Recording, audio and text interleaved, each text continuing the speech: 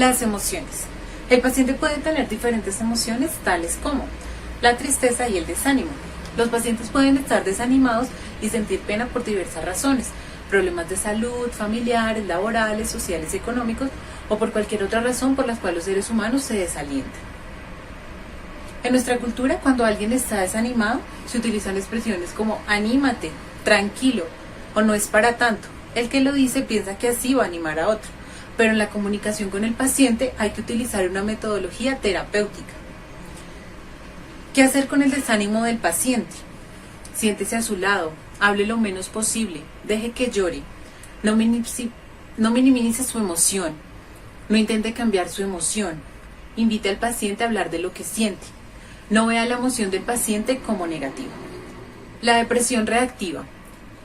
Este tipo de depresión constituye una fase en la adaptación del paciente a una pérdida. El profesional de enfermería puede hacer un trabajo eficaz utilizando la empatía y la escucha receptiva y creando un entorno en el cual el paciente sienta que puede compartir su pena. Recuerde que el paciente no se anima animándole, sino ayudándole a expresar su desánimo para que se desahogue y se alivie.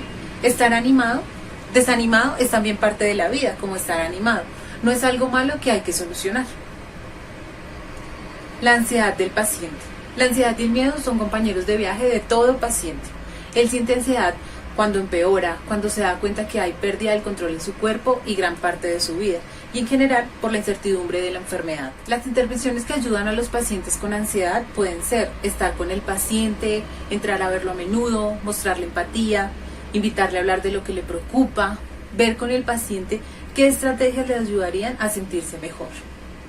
La rabia del paciente. La rabia es una emoción que forma parte de un ser humano. Una persona enferma siente rabia por perder el control de su vida, de su cuerpo y de su futuro. Ante la rabia del paciente, recuerde que no es un ataque personal, pensar que se encuentra el mal y es la única manera en la que le puede expresar ahora. Piense que tiene derecho a sentir rabia, acepte que la rabia es una emoción como cualquier otra. No se ponga a discutir con el paciente, muéstrele respeto. Tenga presente que la rabia puede ser una expresión indirecta de la soledad, el miedo, la pena o la vergüenza. Mantenga la calma, escuche con tranquilidad el mensaje que hay debajo de lo que dice el paciente. La rabia abre puertas. Cuando un paciente muestra rabia, está invitando al profesional de enfermería a dialogar. Los comportamientos. Los comportamientos del paciente son solo su manera de expresar su malestar. Los comportamientos del paciente son una expresión del malestar de vivir con un problema de salud. Ante los comportamientos del paciente, el profesional de enfermería, si no le agradan, es importante que piense. Es su manera de expresar su malestar. Algo le pasa, no se encuentra bien y tiene derecho a expresar ese malestar. El paciente no ha venido acá para que le cambien sus comportamientos ni para que se los critique. Dentro de esos comportamientos tenemos la agresividad. La agresividad se manifiesta por diferentes razones. Puede ser una reacción a las injusticias o a las carencias que el enfermo vive. ¿Qué debemos hacer? No tomarse personalmente lo que el paciente dice. Ver qué hay debajo de la rabia, hay ese miedo y que el enfermo se está intentando defender y ver su agresividad como la única manera de la que puede expresarse en ese momento. Mantenga la calma. La mala educación.